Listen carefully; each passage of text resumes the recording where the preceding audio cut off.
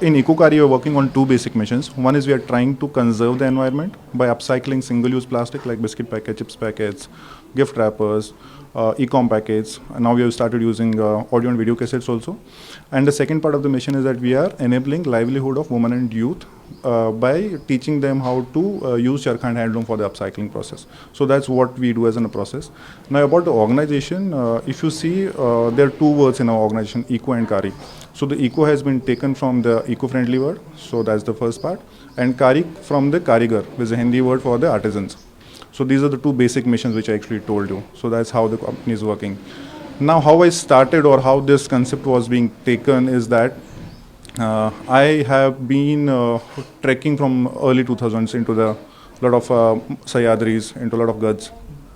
So we started trekking in early 2000s. What we have seen is that these places are now getting as a dumping grounds for a lot of trekkers or even the tourist guys do come.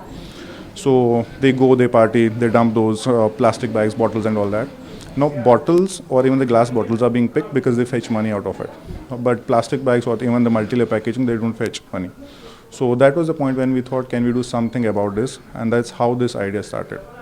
So we have started this organization in 2020, September 2020. Now about how we take it, or if you actually imagine the life of the plastic bag is 20 minutes, is average global life, the average time of the plastic bag is 20 minutes, which means if you go to the grocery guy, you pick your either fruits, vegetables or the grocery, and then you come back to your home, you stack them into either fridge or even the storage.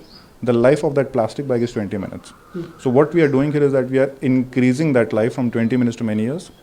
And in the process, if you see that the complete process is manual, there's no machine being used, no extra energy or even any chemical being used. So it's not only the product which is green, it's even the process from which we arrived at the final product is also green. So that's the complete mission of the company. It's not only the making products green, but even keeping the process also green.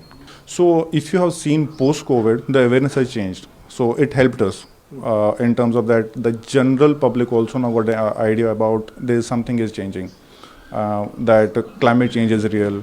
And that helped us actually in reaching to the mass customers. We have got a lot of traction from the corporates. So we get a lot of orders from corporates for the gifting and all that. So the corporates have now shifting from these cheap Chinese products, to be frank, that which are getting, you might have seen those pens, stands, all that, to something meaningful, because these products actually help them in two things. One is they can help in conserving the environment because we are upcycling that waste which nobody else is doing. And other is that these products are also creating livelihoods from them. So the process starts from the collection of the waste. Now we don't do the collection on our own. So we have tied up with a couple of organizations who work with waste pickers. So they collect, they segregate, and then they give it to us. The other part of the major source of the waste comes from the donations. So there are a lot of individuals who know about us. So they keep accumulating their waste in the home. Once it's sizable, they ship it to us. You might have seen a lot of couriers which are coming to us. The third is we are tied up with a lot of companies who are into food manufacturing. So they send us their factory waste. And at the end of the day, if there's something more requirement is done, then we have a lot of wholesalers in and around the city from whom we buy. Now the process starts after that. So once the plastic is there in the unit, the first thing which we do here is these are washed, sanitized, and then dried under the sun. The complete process is manual. There's no machine being used, no extra energy being consumed. So then after drying, we sort them color-wise as well as the gauge-wise. For example, if you have seen, there will be a lot of plastic bags or the polythene bags which are less than 50 microns. Then there are some thicker ones also. So we need to segregate them on the basis of the gauge and then on the basis of color also. For example, if you have seen Lay's packet, they will come in 3 to 4 colors. So Lay's might have yellow, Lay's might have blue, Lay's might have the red color. So we segregate them color-wise also. Once that is done, we cut them using a pair of scissors into long strips. These strips are then rolled onto charkha, the traditional charkha, and then woven on handloom to get the fabric out of it. Once the fabric is done, the designers work onto it and make beautiful products which are market ready and then sold in the market. So once the fabric is done, so we are trying to find more and more applications so that it can be used in the variety of the products. For example, we have tried making footwear like sandals, chappals, jutis.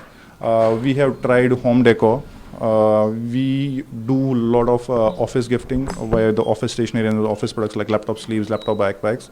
And the major sales still comes from the ladies' accessories and the ladies' suits. So these are some of the areas which we have got. but the applications are huge because there was a designer who took fabric from us and he has actually used them on in one of the fashion shows. So the feedback has always been good from the day one, to be frank. So since we use a lot of multi-layer, so inside of which is little silvery kind of thing, which gives a lot of shine in the products.